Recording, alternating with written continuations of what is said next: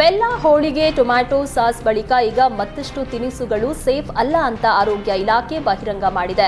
Time ಪಾಸ್ಗೆ ಅಂತ ತಿನ್ನುವ chips ಕೂಡ ಡೇಂಜರ್ ಅಂತ ತಿಳಿದು ಬಂದಿದೆ. ಕ್ಯಾನ್ಸರ್ಕಾರಕ ಅಂಶ ಪತ್ತೆಯಾಗಿದೆ. ಆಹಾರ ಸುರಕ್ಷತೆ ಮತ್ತು ಗುಣಮಟ್ಟ ಇಲಾಖೆ ಪುದೀನಾ ಚಿಪ್ಸ್ ಹಾಗೂ ನಮ್ಕಿನ್ ಸ್ಯಾಂಪಲ್ ಟೆಸ್ಟ್ ಮಾಡಿತ್ತು. ಈ ವೇಳೆ ಆಘಾತಕಾರಿ ಅಂಶ ಬಯಲಾಗಿದೆ. ನ್ಯಾಚುರಲ್ ಪುದೀನಾ ಹೊರತುಪಡಿಸಿ ರುಚಿಗಾಗಿ ರಾಸಾಯನಿಕ ಬಣ್ಣ ಕಲಬೆರಕೆ ಮಾಡಲಾಗ್ತಾ ಇದೆಯಂತೆ. ಇದರಿಂದ ಚರ್ಮದಲ್ಲಿ ಮೊಡವೆ, ಹೊಟ್ಟೆ ಉಬ್ಬರಿಸೋದು, ಹೊಟ್ಟೆ ನೋವು ಕಾಣಿಸಿಕೊಳ್ಳುತ್ತಂತೆ. ಇನ್ನು ಮಕ್ಕಳು ಚಿಪ್ಸ್ ತಿಂದ್ರೆ ಹೈಪರ್ ಆಕ್ಟಿವಿಟಿ, ಗಮನ ಕಡಿಮೆ ಆಗುತ್ತಂತೆ. ಇದಕ್ಕೆ ಬ್ರೇಕ್ ಹಾಕಲು ಆರೋಗ್ಯ ಇಲಾಖೆ ಮುಂದಾಗಿದೆ. ಕಾಂಗ್ರೆಸ್ನಲ್ಲಿ ಡಿಕೆಶಿ ರಾಜಣ್ಣ ಮಧ್ಯೆ ಮುಸುಕಿನ ಗುದ್ದಾಟ ಮತ್ತಷ್ಟು ತಾರಕಕ್ಕೇರಿದೆ.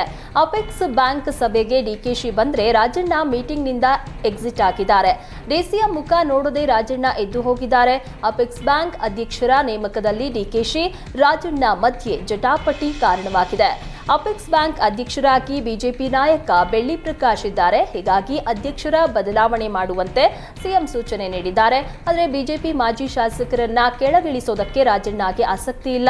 ಆದರೆ ಡಿಕೆಶಿಗೆ ಅಪೆಕ್ಸ್ ಬ್ಯಾಂಕ್ ಆಪ್ತರ ಕರೆತರೋದಕ್ಕೆ ಡಿಕೆಶಿ ಪ್ಲಾನ್ ಮಾಡ್ತಿದ್ದಾರೆ ಎನ್ನಲಾಗ್ತಾ ಇದೆ.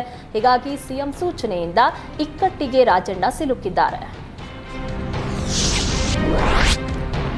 ಕಾಂಗ್ರೆಸ್ನಲ್ಲಿ ಮತ್ತೆ ಮೀಟಿಂಗ್ ಪಾಲಿಟಿಕ್ಸ್ ಜೋರಾಗಿದೆ. ಡಿಕೆಶಿ ಮುಂದಿನ ಸಿಎಂ ಕೂಗು ಮತ್ತೆ ಸಿಎಂ ಬಣ ಆಕ್ಟಿವ್ ಆಗಿದೆ. ತಡರಾತ್ರಿ ಬೆಂಗಳೂರಿನಲ್ಲಿ ಸಚಿವ ಸತೀಶ್ ಜಾರಕಿಹೊಳಿ ನಿವಾಸದಲ್ಲಿ ಮೀಟಿಂಗ್ ಮಾಡಿದ್ದಾರೆ.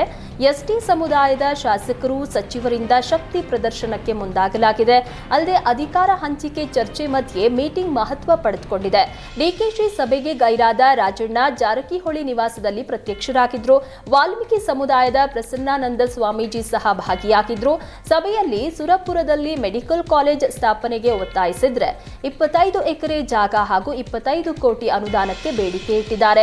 ಅಲ್ಲದೆ ಶೀಘ್ರವೇ ಬ್ಯಾಕ್ಲಾಗ್ ಹುದ್ದೆಗಳ ಭರ್ತಿಗೆ ಕ್ರಮ ಆಗಬೇಕು, ಬಿಬಿಎಂಪಿಯಲ್ಲಿ ಎಸ್ಸಿ ಎಸ್ಟಿ ಸಮುದಾಯಕ್ಕೆ ಜಾಗ ನೀಡಬೇಕು ಅಂತ ಮೀಟಿಂಗ್ನಲ್ಲಿ ಚರ್ಚಿಸಿದ್ರು.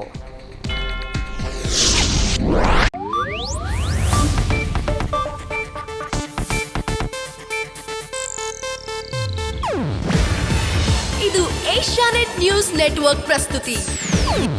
ನೀವು ನೋಡ್ತಿದ್ದೀರಾ ಏಷ್ಯಾನೆಟ್ ಸುವರ್ಣ ನ್ಯೂಸ್.